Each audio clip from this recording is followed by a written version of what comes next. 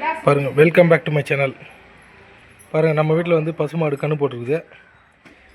நல்லா வெள்ளிக்காம அதுமாக வந்து தலைச்சங்கன்று பெட்டைக்கன்று போட்டிருக்குது.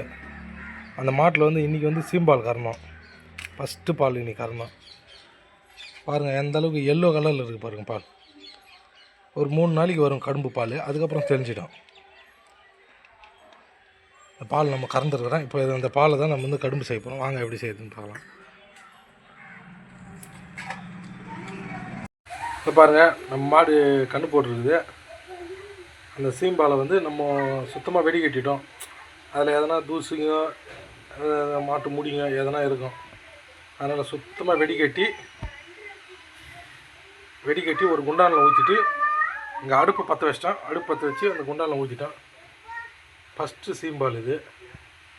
இப்போ இந்த பாலை வந்து நம்ம காய்ச்ச அதுலேருந்து நம்மளுக்கு திரிஞ்சு அதுலேருந்து தண்ணி தனியாக அந்த கடும்பு தனியாக அழகாக பிரிஞ்சு வரும். அது வந்து ரொம்ப டேஸ்டியாக இருக்கும். அது வந்து மாடு கன்று போட்டு பிறகு பார்த்திங்கன்னா ஒரு 2 இல்லை ஒரு 3 நாளில் தான் வரும். அதுக்கப்புறமா பால் தெளிஞ்சிடும். நம்ம என்ன தான் பால் வாங்கி திரி வச்சு சாப்பிட்டாலும் இந்த கடும்புனுடைய ஒரிஜினல் டேஸ்ட் கிடைக்காது. இந்த ஃபஸ்ட் நாள் பால் பார்த்திங்கன்னா நம்மளுக்கு எல்லோ கலரில் இருக்கும். இதனுடைய திரிஞ்சு வர கடும்பு தான் அவ்வளோ டேஸ்ட்டாக இருக்குங்க.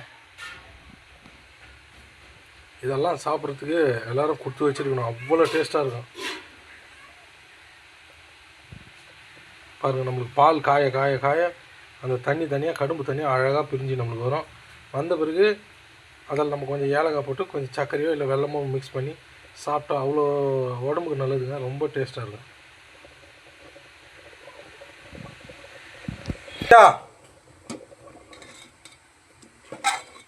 பாருங்கள், நம்ம காய்ச்ச கொஞ்ச நேரம் கூட ஆகலை, எப்படி கட்டிச்சு பாருங்கள். இந்த பாருங்கள்,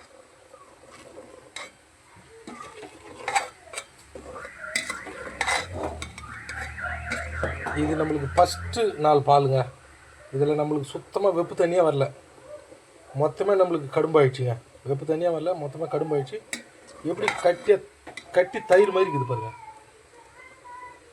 தயிர் இருக்கும் பார்த்தீங்களா, கெட்டி தயிர். இது பாருங்கள், எப்படி கெட்டி தயிர் மாதிரி இருக்குது பாருங்கள்.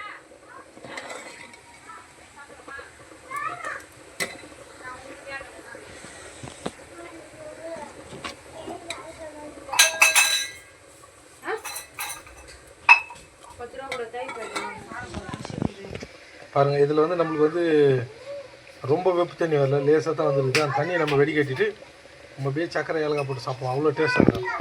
நான் சூப்பராக ரெடி ஆகிடுச்சு பாருங்கள். வேறு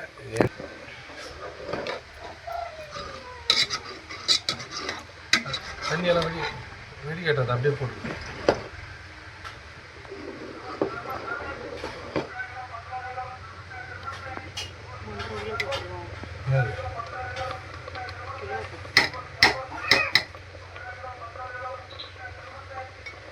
வரல. பால் திக்னஸ்ஸு வரல, அப்படியே சக்கரை தாராளமாக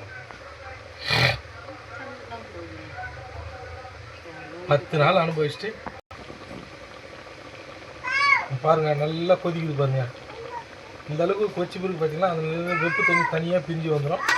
கடும்பு தனியாக பிரிஞ்சு வந்துச்சுன்னா நம்ம அதுக்கப்புறமா எடுத்து அந்த தண்ணியை மட்டும் லேசாக வெடி கட்டிட்டு அதுக்கப்புறம் அதில் ஏலக்காய் எல்லாம் போட்டு அழகாக சாப்பிட்டா ரொம்ப சூப்பரான கடும்பு தயாராகிடுங்க.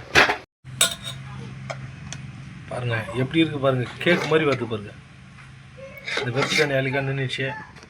நான் சூப்பராக வருது பாருங்கள், கேக் மாதிரி வருது பாருங்கள். இதில் லைட்டாக தூள் பண்ண ஏலக்காய் கொஞ்சம் சர்க்கரை போட்டு மிக்ஸ் பண்ணிடலாம்.